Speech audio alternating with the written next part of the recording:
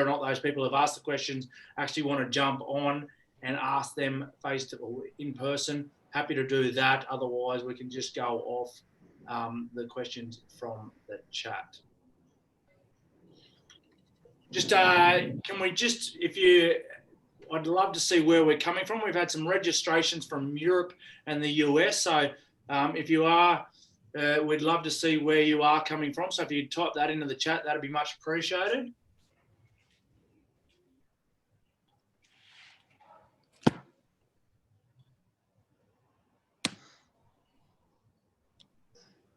Paul, where's Paul at the moment? Whereabouts in?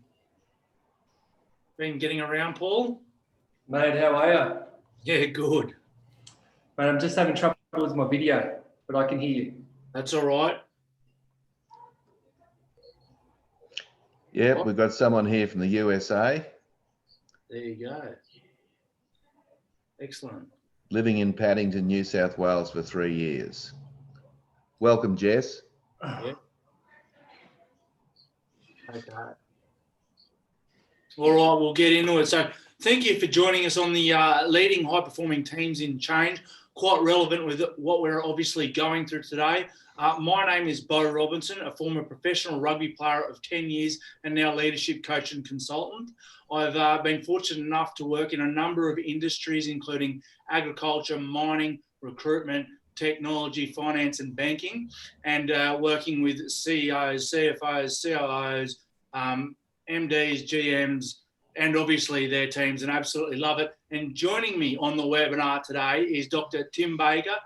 Tim is a successful author, international consultant, and thought leader. He has written 10 books, his latest being Winning Teams, the 8 Characteristics of High-Performing Teams, which is what we are going to predominantly touch on today. In 2013, he was voted one of the 50 most talented global training and development leaders by the World Human Resource Development Congress. He has conducted over 2,000 seminars, workshops, keynote addresses, and coaching programs to over 45,000 people in 13 countries across 21 industries. He loves his sport, is an average rugby player, but a very passionate rugby man. And we're going to talk a lot about that today, his book, and a few other things. So, Tim, great to have you on the webinar. I'm looking forward to this, asking you some questions, getting your insights, and contributing that the conversation myself as well. Yeah, thanks, Bo. Look forward to it, and it's great to work with you too. And yeah, look, I am an average rugby player, but I do enjoy the game. And anyway, I'll leave you to the stories on rugby. Sounds good. Here's an interesting one. What does high performance look like in the current climate with what we've been through and are going through?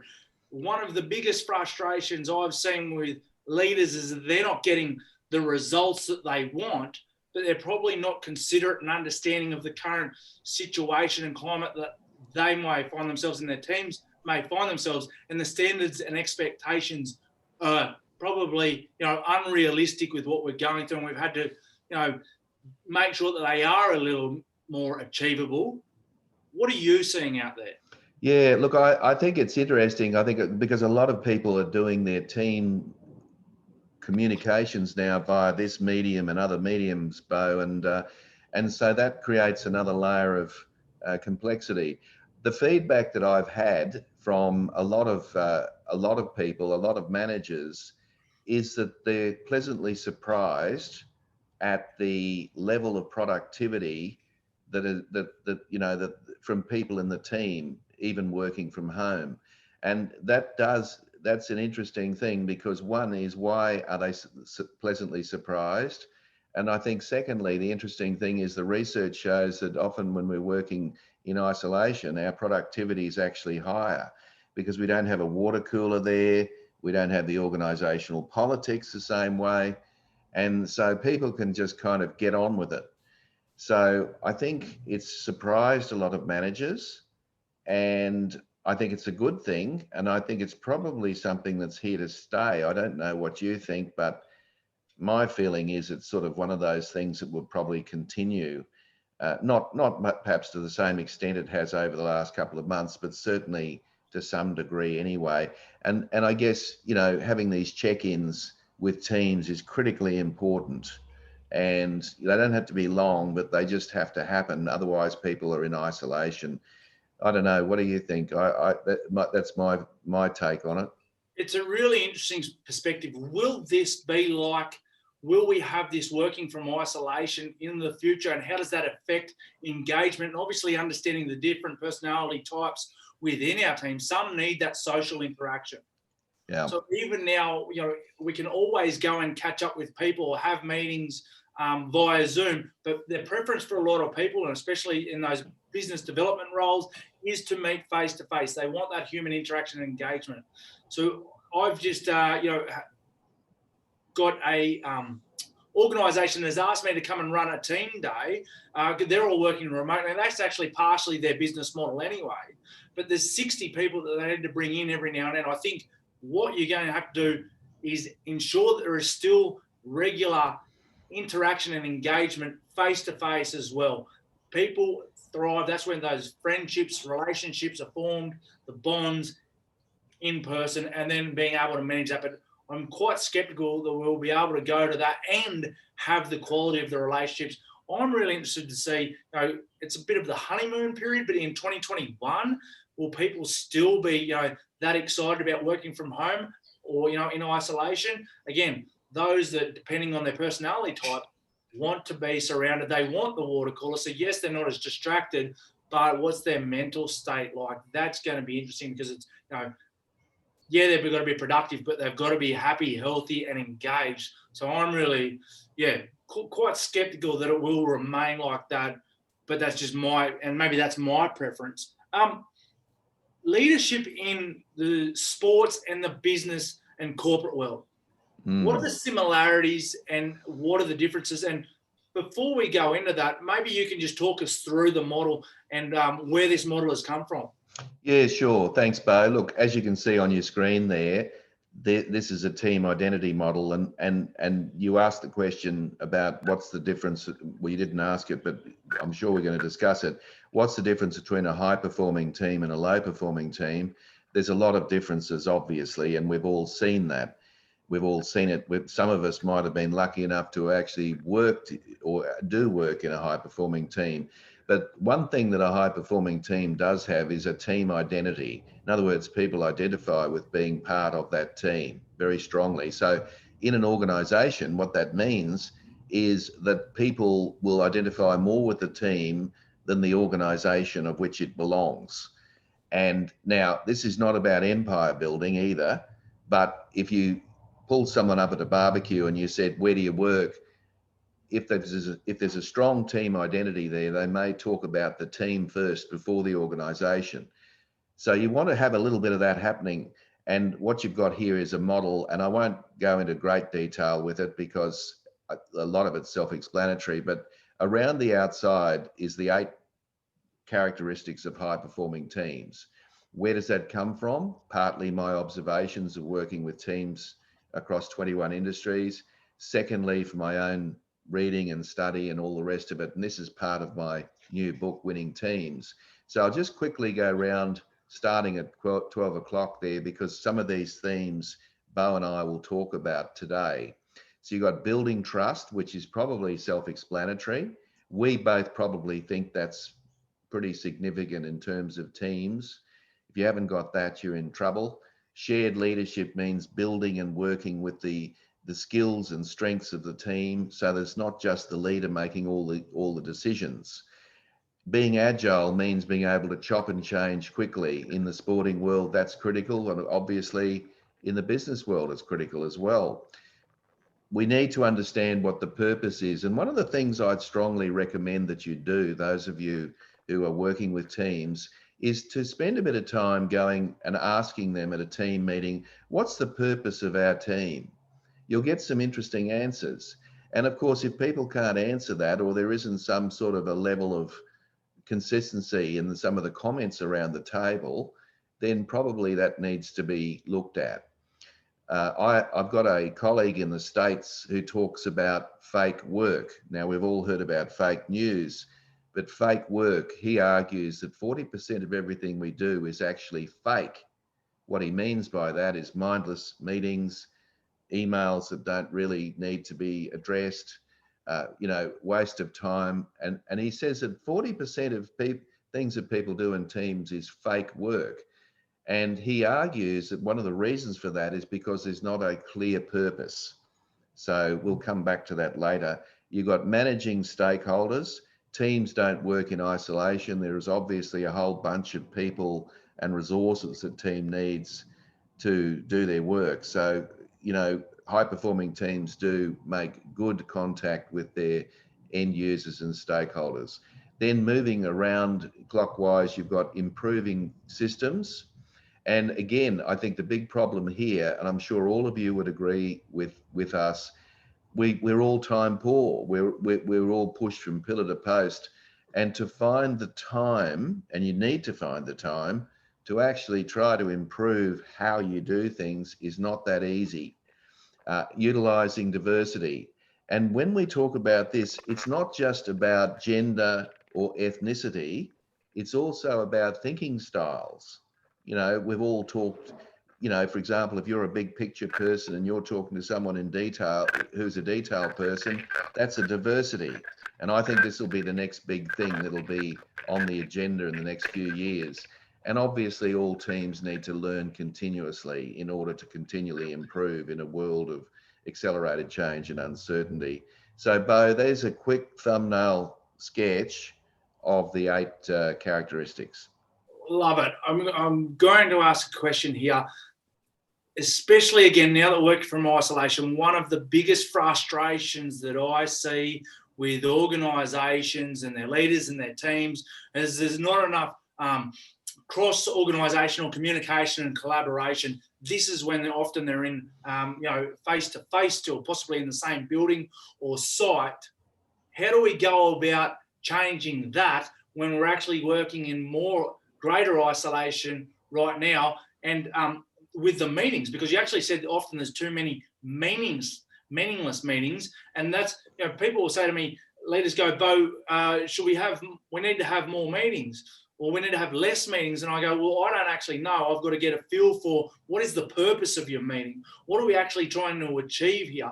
Is there a clear agenda? Are we getting commitments? And are we keeping accountable? Because one of the biggest things, again, talking to HR business partner yesterday, is that there's no accountability. So we come to the meeting, and if nothing gets achieved and people say they're going to do something and it doesn't, there's actually no accountability around that. There's no repercussions. So I suppose, with these meetings, having that clear agenda, having honesty and accountability, which is quite tough to do, but that clear vision and alignment and talking about the goals, that's one of the other things that we see with the leaders, that they don't refer back to the actual goals or the vision or the purpose often enough, so they're not motivating and inspiring. How do we change that in a virtual world so that we're not working as silos, we're working collaboratively, but we're still in isolation physically now? Great question. I think the thing is these check-ins are not to be underestimated. And I know a lot of leaders do this first thing in the morning.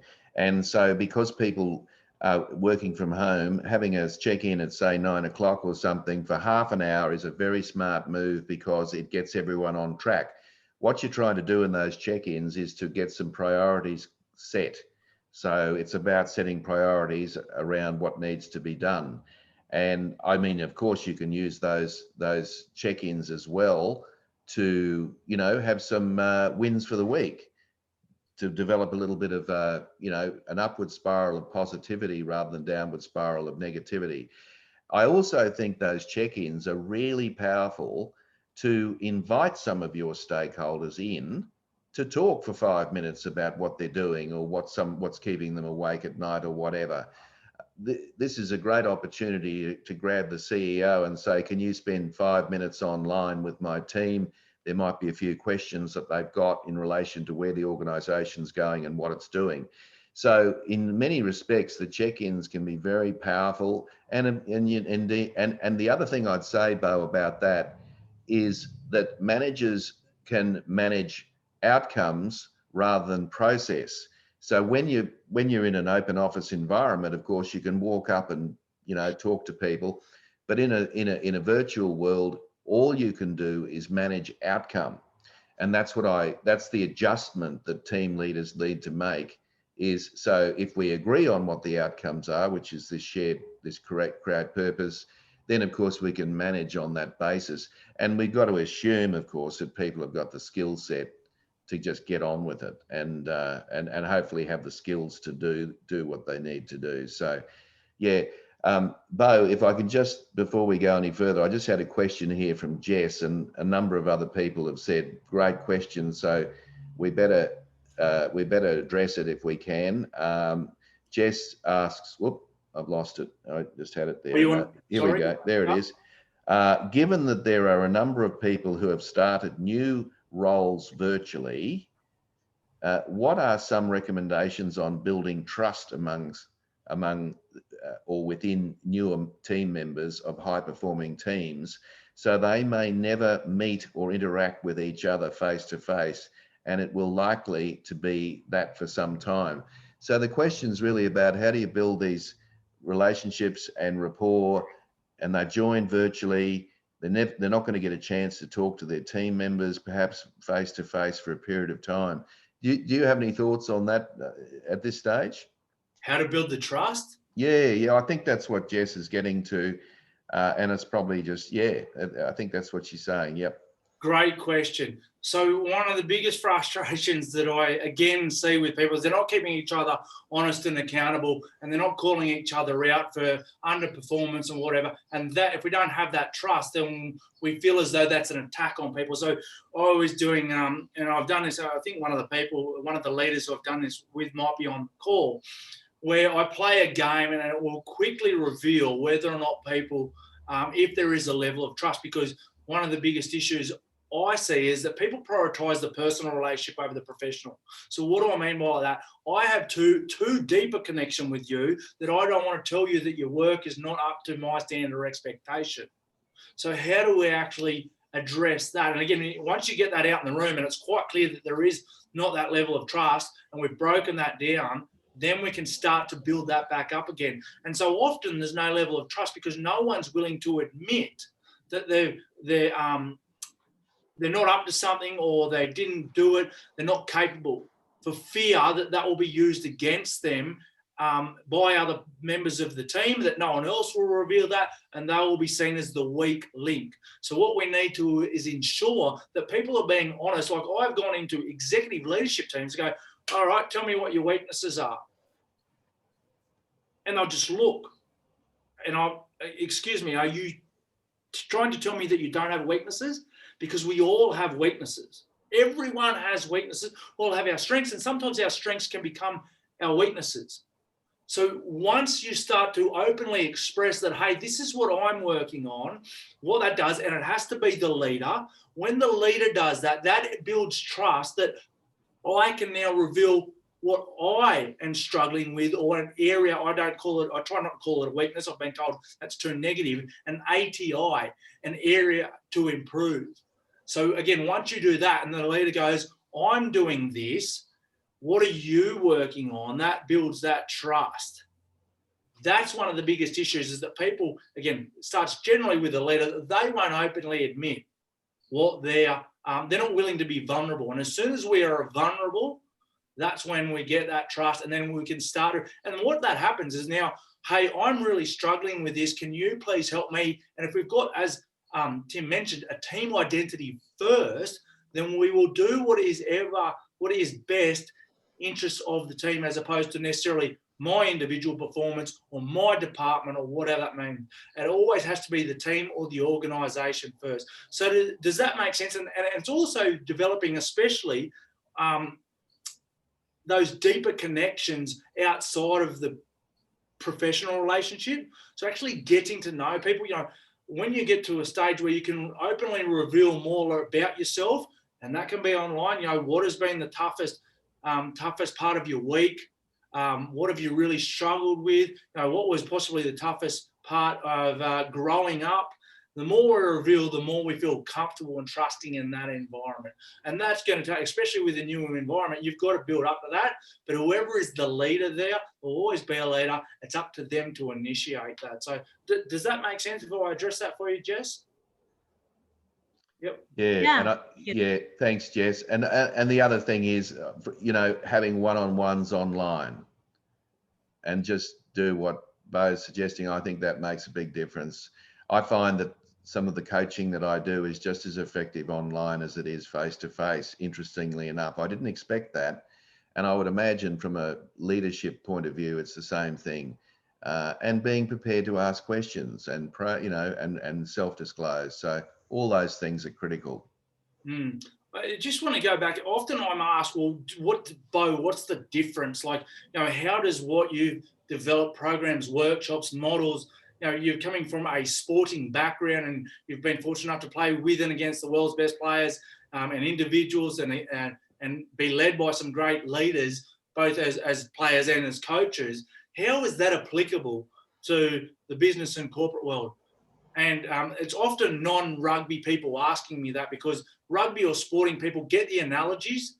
They'll sit there and listen, and they go, oh, yeah, and you've got to relate it back from a sporting example or story to a business or corporate world. But they go, that makes sense. And for a lot of them, it actually makes a lot more sense. So the universal principles of leadership are exactly the same, irrespective of what role or industry you find yourself in. Like, human connection is human connection. Clarity in where you're going is clarity in where you're going. Purpose is purpose. But it's what is the strategy often that is the differentiator. So the similarities, leadership is leadership. And I've got a podcast, Leaders Not Captains, where I interview current and former members, high performance teams, police, business, military, sporting, as you can imagine. And just there's reoccurring things. It does not change apart from what are the strategies. And we've all heard about, culture eats strategy for breakfast. The issue is often not necessarily the strategy, it's the execution, because we don't have the right culture. Do they actually believe in this strategy? Again, we're talking about the purpose. Do they believe in that? Does the leader speak with conviction that they engage and motivate and inspire? So, yeah, that's a one for you. What role do leaders play in creating a high-performance team? Why are they so integral? Tim, we've all seen within industries, again, organisations, companies, where a leader will go in and change the culture, and then all of a sudden they start getting the results without necessarily a significant or huge turnover of personnel and in key roles. Yeah, look, leadership's critical for everything, Bo, as I'm sure you'd agree with me. I think all of you have probably heard, or if you haven't, the Tuckman's model of team development, that is forming, storming, norming, and performing. What he says, Bruce Tuckman says, teams go through 4 different stages of development, and I've seen this happen all the time. And so, coming to your question, what it means is the leader has got to adjust their style at each different stage. So in the early stages of forming, the leader's got to set the platform. They've got to make it clear what's important and what isn't. Because when people come into a team in a new environment, they're wondering what their role is. They're wondering how they fit in. They're even wondering whether they fit in. And so the leader's job is very much to be crystal clear about what happens. Now, after a period of time, the boundaries get pushed, and this is the storming stage, and people start to test the boundaries. What can you do and what can't you do? So the leader's job there is very much to work individually with the team members to give them some clarity around, because remember, a team member has 2 responsibilities. They have an individual responsibility to do their job correctly, and that's where they come into a team initially with this thinking, because they don't understand the second responsibility, which is the team responsibility. So a leader's job in that storming stage is to explain to them what their role is in the context of the team. And then you move into the norming stage where things are starting to tick along. And that's where leaders have got to challenge. They've got to challenge people to step up further, because the trust level at that stage at least has developed to a degree where the leader can challenge. And then that final phase of performing, and those of you fortunate enough to work in a performing team, and if you have, we'd love to hear what it's like. I mean, I know what it's like. I know Bo definitely knows what it's like. But if you know what it's like, let us know. But the leader's role then is more of a coach and more of a, somebody who is, a conflict resolver when necessary. They are a mediator. They're a facilitator. They're a go-to person when necessary. It's still an important role. So I think, Bo, to answer your question, I think it depends on where the team is in terms of its stage of development, and for the leader to adjust according to that stage. Obviously this is, high performing teams during change. And as I said, we've seen significant change this year with COVID. 2021 is still going to be interesting. Still a lot of uncertainty around whether, whether it'll be a slow rebuild, whether it'll be bounce back. And, that's from an Australian perspective. I don't know what's happening around the globe a great deal.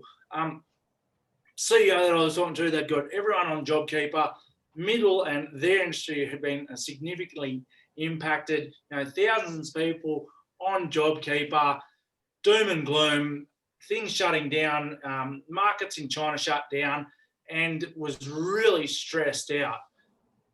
And one thing I encouraged was I said to him, imagine if your football team was down by 20 points after 20 minutes. Would you give up, and would you want them to give up and throw in the towel, or would you ensure that they kept positive and were talking about finishing the game, how they were going to finish the game? And he said, yeah, of course I definitely would. And I said, well, I want you to stop thinking about 2020 and start talking about 2025, 2021. I want you to be talking about long term, because this is just a setback. And again, if we're clear on our vision and our purpose, then we're still going to have people engaged, and it's not going to be all on doom and gloom, because we've all, as individuals, as leaders, and as teams and organisations, we go through these tough times that are really challenges. That vision, why is that such a integral part of creating a high performance team? Because I've seen leaders that go, I ask them, what's your vision for this business or organisation? And they're sitting there Googling it. Why is it so important to actually have a vision and speak so passionately about that? It's a great question. I think, if you take trust, I'd say the second highest is creating purpose. And I think that one of the things I'd strongly recommend that you do in this forum that we're in today is to actually create what I think might be the new term, by the way, I think I see as purpose more than vision, but I think create a statement of purpose. Now, let me give you an example of this. I was working with someone who runs an IT department, right? So these are basically their customers as everyone else in the organisation. So they got about 500 people in the organisation. The IT department obviously services all the needs around that. And I sat down with this person and I said, "What's your purpose?" And I was just blown away. It was unbelievable. He said, "Our purpose is to make everyone else's job easier in the organisation." Wow, this is an IT person and head of an IT. So because he's very crystal clear about that, when he sits down with, say, some of the technicians who are whinging and complaining about, so-and-so and such department or whatever, he can say, well, hang on a minute. Is what you're doing actually making their life easier or not? It's a great question. So, the leader can then, and so it's unsurprising that in that organization, that IT department has excellent internal customer service, because that's the purpose. And so I think the trick is the purpose isn't what you do, it is why you do what you do. And so, Simon Sinek has written some good stuff on this, if those of you might be aware. But the idea is to step back and think, why are we doing all this? We all spend 40 years of our life at work unless we've won lotto or got a nice inheritance. So the least we can do is have a why of what we're doing. That's your job as a leader to come up with that. But I also think, Bo, a good thing is you don't have to sit there and create it yourself. Why don't you have a conversation with your team about it? What do we get paid to do? What is our core purpose? Yep. And try to nail that. And I've seen purpose statements, and we've all seen them, 1 page long, and you just don't bother going to read it, or it's on the wall and it's sort of one snappy statement. What are we on about? And I think if you can do that, you're a long way ahead. It reduces fake work, and it gives people a spring in their step. Yeah, that's my 2 cents worth.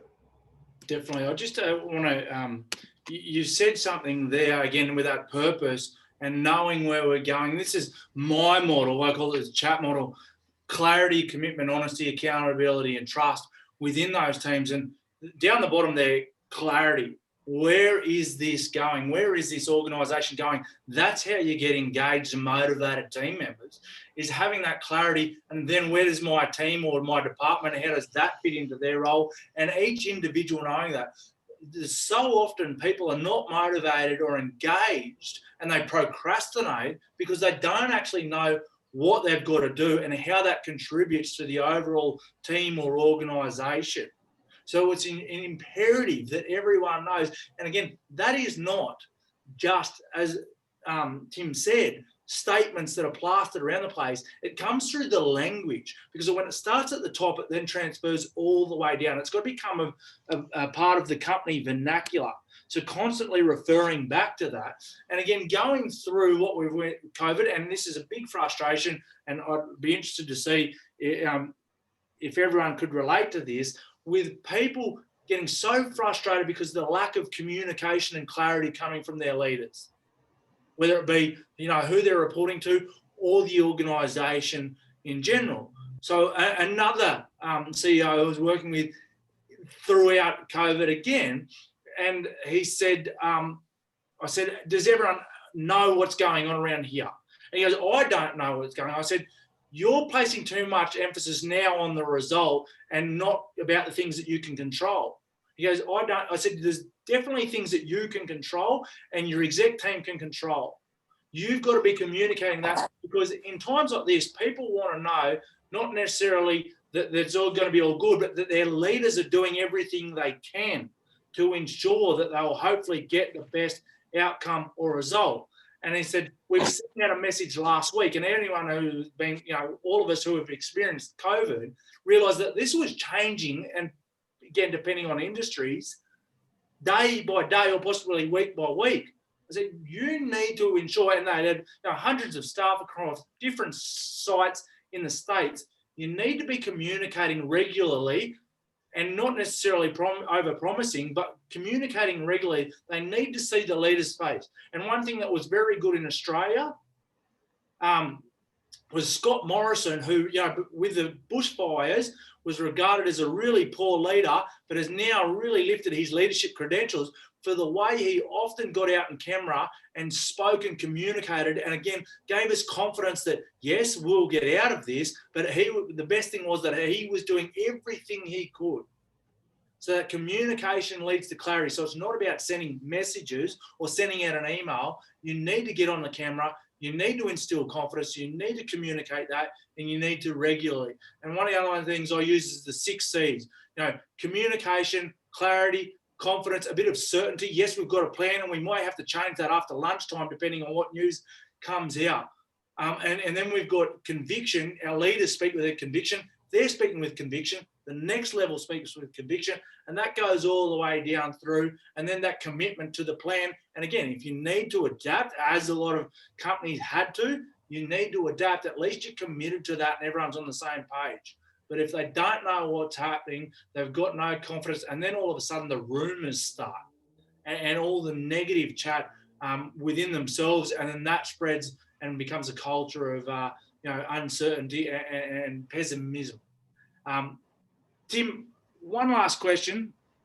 you sort of alluded to it before there, the ability to adapt and situational leadership. And again, what we've gone through, how important is it for leaders to be masters, yet students and continually improving? And again, we saw that on your model. It's definitely a key factor of high performance teams, but the importance of the actual leaders, again, acknowledging, having the humility, I suppose, to go, well, I'm doing all I can, and maybe having to adapt their situational leadership and their style, because what was good pre-COVID is not necessarily good during COVID, and is not going to be post-COVID. But those leaders have to have the capability to adapt too, don't they? Absolutely, yeah. Look, I think leaders should be good followers. I think we've probably heard that before, but what does that actually mean? I think it means that leaders have got to be open and receptive to the views of other people in the team. Now, that sounds very easy to say. Leaders, unfortunately, I think a lot of cases have this idea that they're supposed to have all the answers. They don't have all the answers. The funny thing is, they know that. The team members know that. So why do we bother to try to pretend? And I think sometimes it's a good idea to just stop and say, I don't know the answer to that. Let's talk about it. That means that someone else may have the answer in the team, which leads to that shared leadership characteristic that was in my model. So I think that's critically important. I think also leaders should be, and I know Bo feels very strongly about this, having read his book In the Arena, that leaders are in the business of personal development. So a leader should be always growing and developing. I actually teach one of these subjects in the MBA at QUT here in Queensland, and it's often the students will come out of it. And when I say students, these people are, middle to senior managers, and they come out of it saying that's the hardest thing I've ever done in my MBA. They come into it thinking it's just a bit of fluff, but because they've got to look in the mirror, and Bo talked about strengths and weaknesses earlier, because we've got to look in the mirror, sometimes it's a bit confronting. We don't actually like to see what we see. So we get them to do a 360-degree feedback. They get some feedback that's brutally honest, both pleasantly and otherwise. But, and then it's a question of saying, well, what are we going to do about improving that? And I often encourage people, and this is probably a very good example of leader being student. I encourage those people who have done the 360 to go back to their team and say, and to say words to this effect. Thank you for the feedback. So that sends a good question. That sends a good message immediately. There are a couple of key messages I got out of the feedback. That sends another message that I've listened to you. And those messages are 1, 2, 3, 4, or 1, 2, or whatever. You don't need to table your report, but to actually say that. And these are things that I'm going to work on as a result of what you've told me. You could hear a pin drop in the room, because it's the ultimate about being in a position of saying, I'm listening to you, I'm putting myself on the line, and I'm going to commit. So therefore, that sends a really strong statement. What that does, apart from all the good things around that, is it also gives that leader a sense of credibility, because they're modeling the way to pull people up for poor performance when they need to, or to suggest that they need to work on X or Y or whatever it is. So I think it's just so fundamental to good leadership. But I think, unfortunately, I don't know where it comes from. I think it's sort of some of the workshops and the courses that are out there and so on, that the leader's supposed to be the hero. Well, leaders have got to do heroic things at times, no question. But at the end of the day, the leader really is the first among equals. That's what I would say. And ultimately, if they position themselves that way, they will gain enormous respect, particularly in the culture, in Australian culture, which, very much believes in that. So, yeah, I think the leader's got to be humble enough to be the learner as well as the leader at different times. I I think there's a really good point there that you mentioned, that they feel as though they've got to be the hero, and leadership or being in a leadership role can be quite lonely. And so often, again, when I'm talking to them, especially this year going through COVID, is that the self-doubt, uncertainty, nervousness, exhaustion, and just a simple one. It's hard to have that connection and that conversation with someone who's giving you, a not judgmental point of view. And so they walk out. You can often ask questions and go, okay, get them to rationalize and get that different perspective that they don't get internally. They walk out and they've so much more confidence because they've got clarity. And again, where they're going, what their values are and what their strategies are to go and achieve that's it can make a huge impact, because again, they feel as though they don't have anyone to talk to within their organization, even though they're surrounded by so many people. Yeah, could I just add to that, Bo, that there's a great example that I've got in my book about the All Blacks. So just a good example I just want to throw in. Israel Dag, obviously a great player, he plays his first test for the All Blacks. The All Blacks win. He goes out on the town, makes a bit of a goose of himself, and obviously, embarrasses the team. What I found really interesting about this is Graham Henry, who was the coach at the time. Now, normally you'd say, well, the coach should pull the person up and basically talk to them about that. But actually what happened is the senior leadership in the All Blacks, Richie McCaw and a couple of the others that were the key senior team, got Israel into a room the next morning and just basically said what happened. And can you imagine, from Israel Dag's point of view, all his heroes are there sitting at the table, and he's just so he's obviously feeling pretty bad. And so what happened, of course, is that the next day he made an apology to the public, and things were fine after that. I thought that was a great example of shared leadership.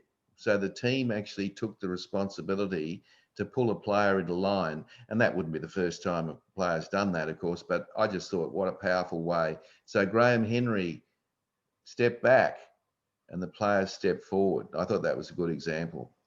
Yep, and empowering them. We're finishing off 2020. We're in the home straight. Again, the uncertainty of 2021. How do we ensure that we're keeping our team members accountable without putting too much pressure on them, to ensure that they're still, performing to, again, a realistic expectation? Yeah, it's a great question, because we've got to be mindful that all of us have had a hell of a year, and hopefully next year will be a bit better. But so it's a sort of a fine balance, isn't it, to be quite firm with people, but on the other hand, being empathetic.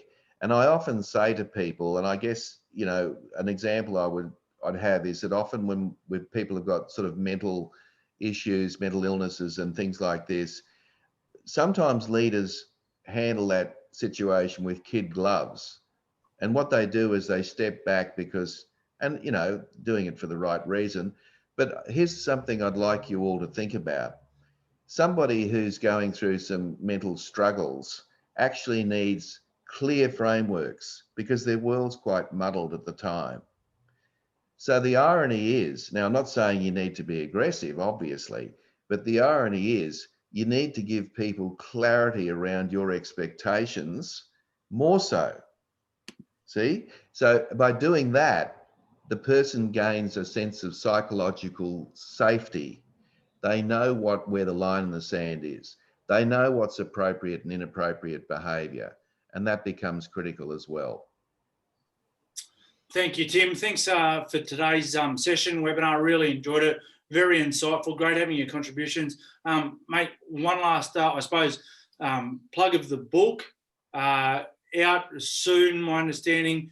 They can pre-order that?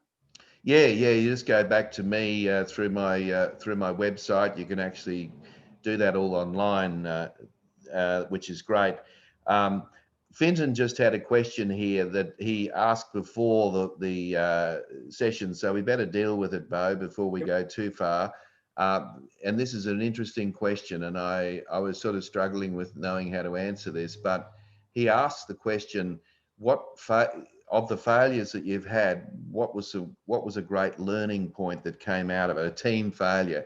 Do you have any insight into that from a sporting world? I'm sure you didn't always win, but was there something good that came out of a situation? Because that was a question that Finton asked. Great question, Finton.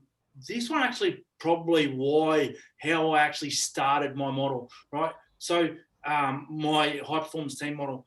You don't, in high performance teams, you get clarity on where we're going, what the standards and expectations are. You don't tell people what they've got to be on the team. You ask them what they're going to do because you've set the standards and expectations. So as soon as we do that, we get them to take ownership of what they've got to do. And all of a sudden, then you can keep them accountable. It's not like you didn't do what I told you to. You said you were going to do this. Why have you not done this? And people, high performers, want to be empowered. They want to feel as though they're in charge, but still contributing. So it was the second game of the Super Rugby in 2011. And the previous year before, new coach had come in up in Brisbane, and he cleaned out a lot of the players because he sort of said, "This is the new standards, expectations. This is our purpose. We're going to rebuild rugby in Queensland. We're going to have everyone excited. We're going to grow the community game. Everyone's going to be engaged, and we're going to have to perform to do that. People want to follow winners." And so a lot of the blokes, they didn't change their training ethics. They weren't putting in the work. And so what he did is remove him. He said, right, there's a couple of younger guys here who are actually showing me what I want to see in terms of their work ethic. So he came in the first year, they've been in the bottom three for 6 or 7 years. The following year, and this is out of 15 teams, they came fifth. That was in 2010, so he's in first year.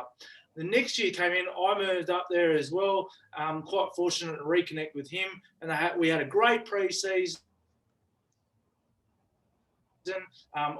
Pre-season, we had 2 trial matches, did really well. We had a great culture, and we only just won the first game at home. And then the second game, which was against a team that we should have beaten convincingly, the second game we were going up to or down to Sydney to play against the big arch rival New South Wales Waratahs. Now the following year, they hadn't beaten us for almost a decade, or the Reds hadn't beaten the Waratahs for almost 10 years, I think it was. It was something ridiculous. And the year before, they'd just beaten us after bells. There's a lot of confidence, there should be. And we turned up there and we got absolutely smashed. I think it was 32-3 or 32-5, but it should have been, it felt like it was actually more. It felt like it was 40 or 50 points. They beat us quite convincingly. And so he came in after, and this is a guy who could definitely get angry. He very emotionally intelligent, knew when to push the buttons and how to push the buttons. And he sat us all in there and he goes, righto, what's going on? Because you know what I stand for. We've done all the hard work. What's not going on? And we sat there and he goes, oh, seriously, I'll stay here all night until we get some answers. But you guys need to drive this because the coaches have done everything that they can do. It's up to you. And we started having honest and accountable chat right then. So there was the trust that was built up, like, hey, I'm not doing this and I've got to be doing this. And again, from him not saying you didn't do this, it took ownership for the guys within that room. And after that, we came out, we actually created history the following week. The first time we'd gone down to Canberra and beat the Brumbies down there and went on to win the Super Rugby title that year. So again, that's my model. Clarity, what do we stand for? Commitment. You don't tell high performers what to do. You tell them where they need to get to and ask them what they're going to do. And the great coaches that I had would be both, this is where you need to get to. What are you going to do? And sometimes you go, oh, I don't know, can you give me a little bit of guidance on this? And they would tell you, well, we possibly, and make suggestions, I suppose. But what they would then come and do is they would do those extras with you. They would actually assist you because they wanted to see that you had that commitment and they were willing to invest time into you. And they said, honesty and accountability. When things are not going good, if you can't do that, thanks again for having me on. You're not going to have a high performance team. And that's one of the biggest issues is that, people in the teams are not keeping each other honest and accountable.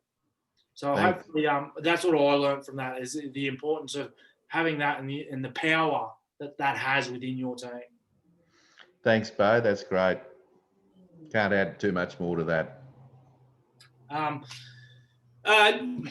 Tim's talked in his book. I've got my book in the arena. I would love for you to connect with us on LinkedIn. That would be great. If you haven't already, hope you enjoyed today's session. Tim and I will probably send out an email anyway, just seeing what you got from it. But as I said, love for you to connect with us on LinkedIn so we can stay in touch. Thank you for your time, and thank you, Tim, for some great insights. Thanks, Bo. Thanks, everyone. All the best.